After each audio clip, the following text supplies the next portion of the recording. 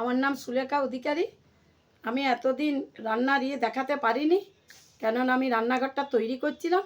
আমার রান্নাঘর হয়ে গেছে, আমি আজ থেকে আবার রান্না শুরু করছি, দেখাবো।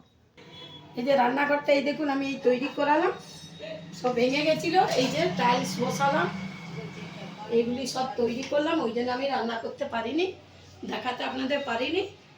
আজ থেকে আমি আবার রান্না শুরু করছি আপনাদের দেখাবার জন্য।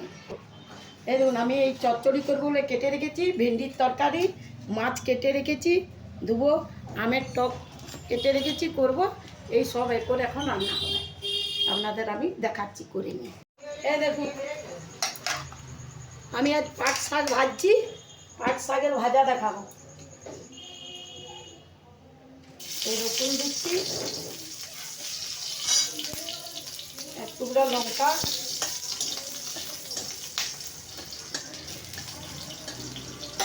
পাট শাক ভাজা আমি কোনোদিন করিনি, এই আজকেই করছি।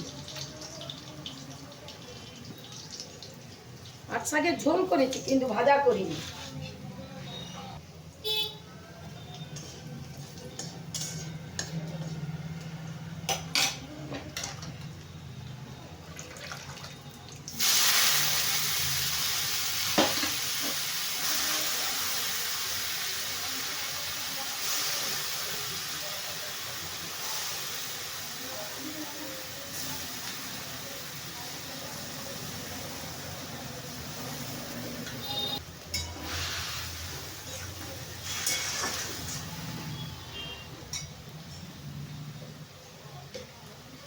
শাক দিয়ে এবার আমি অল্প নুন দিয়ে দিলাম, সামান্য অল্প দিলাম, পাট শাক অল্প আছে।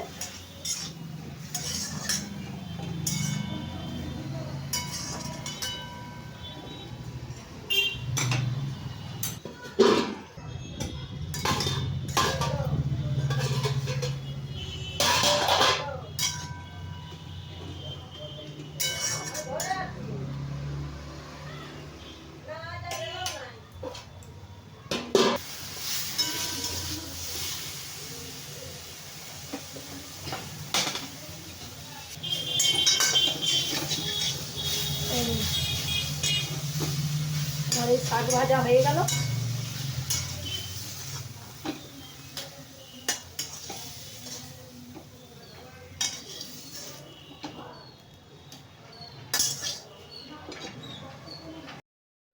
যদি আপনাদের ভালো লাগে লাইক ও সাবস্ক্রাইব করে দিন।